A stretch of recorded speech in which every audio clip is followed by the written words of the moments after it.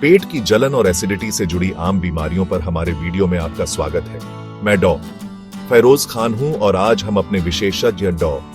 अफरोज खान के साथ एलोपैथिक, यूनानी और आयुर्वेदिक दृष्टिकोण से इनके लक्षणों, कारणों और उपचारों का पता लगाएंगे।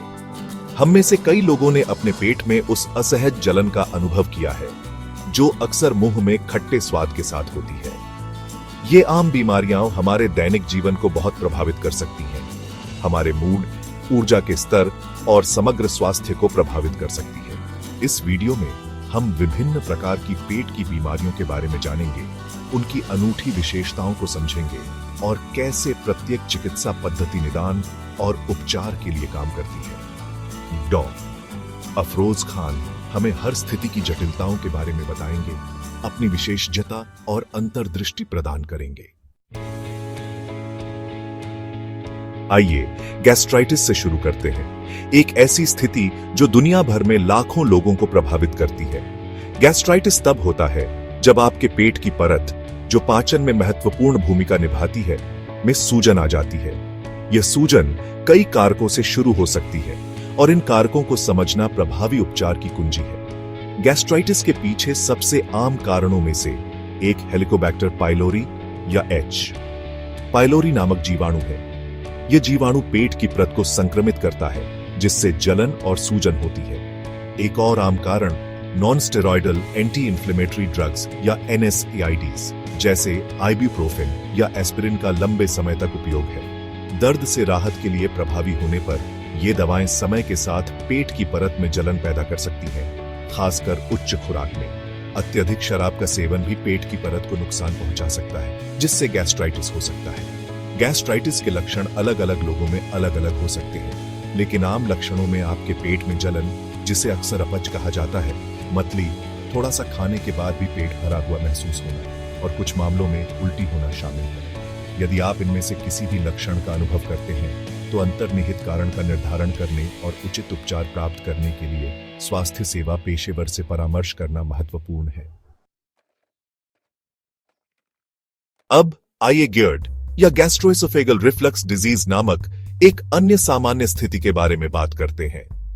GERD तब होता है जब आपके पेट की अम्लीय सामग्री आपके अन्न प्रणाली में वापस आ जाती है, वह ट्यूब जो आपके मुंह को आपके पेट से जोड़ती है। यह बैकफ्लो, जिसे एसिड रिफ्लक्स के रूप में जाना जाता है, कई असहज लक्षण पैदा कर सकता है।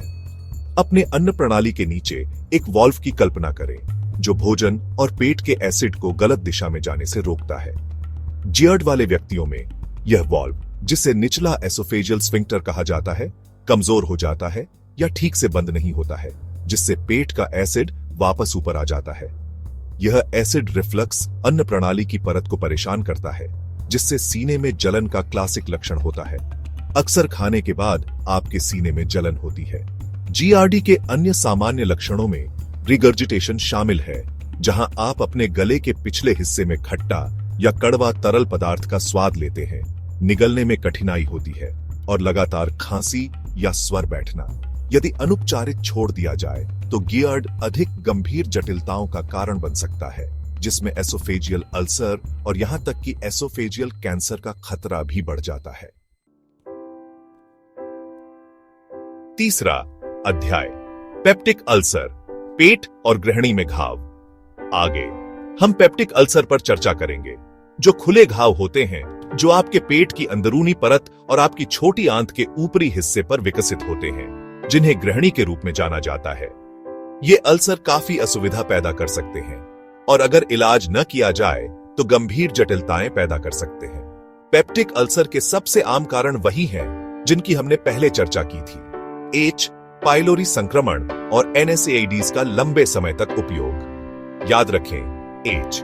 पाइलोरी बैक्टीरिया आपके पेट और ग्रहणी की सुरक्षात्मक परत में प्रवेश कर सकते हैं, जिससे ये क्षेत्र पाचक एसिड से नुकसान की चपेट में आ जाते हैं। इसी तरह NSAIDs परत को कमजोर कर सकते हैं, जिससे यह अल्सर के प्रति अधिक संवेदनशील हो जाती है। पेप्टिक अल्सर का मुख्य लक्षण आपके पेट में जलन या दर्द का दर्द है, जो अक्सर भोजन के बीच या रात में होता है।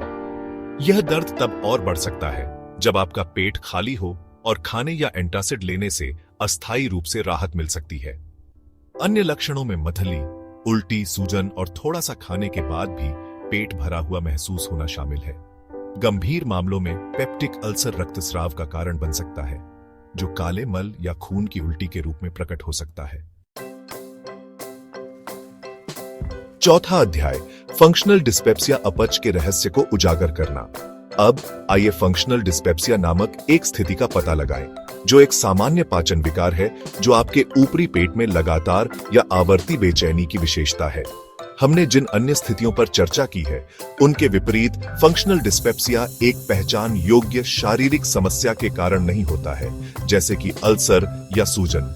जबकि फंक्शनल डिस्पेप्सिया का सटीक कारण स्पष्ट नहीं है, शोधकर्ताओं का मानना है कि यह कारकों के संयोजन से संबंधित हो सकता है, जिसमें पेट में संवेदनाओं के प्रति उच्च संवेदनशीलता, पेट का धीरे खाली होना और मनोवैज्ञानिक कारक जैसे तनाव, चिंता और अवसाद शामिल हैं। अपने पेट को एक संवेदनशील उपकरण के रूप में कल्पना करें, जो छोटी छोटी गड़बड़ियों से भी आसानी से खराब हो जाता है। फंक्शनल डिस्पेप्सिया के लक्षण विविध हो सकते हैं और अक्सर अन्य पाचन विकारों की नकल करते हैं, जिससे निदान थोड़ा चुनौतीपूर्ण हो जाता है। सामान्य लक्षणों में थोड़ा सा भोजन करने के बाद भी पेट भरा हुआ महसूस होना, जल्दी तृप्ति, जहां आप खाना शुरू करने के बाद जल्दी ही पेट भरा हुआ महसूस करते हैं, आपके ऊपरी पेट में बेचैनी या दर्द और सूजन शामिल हैं। पांचवां अध्याय, हाइपरएसिडिटी, जब आपका पेट बहुत अधिक एसिड पैदा करता है। अंत में आइए हाइपरएसिडिटी को संबोधित करते हैं, एक ऐसी स्थिति जो पेट के एसिड के अत्यधिक उत्पादन की विशेषता है।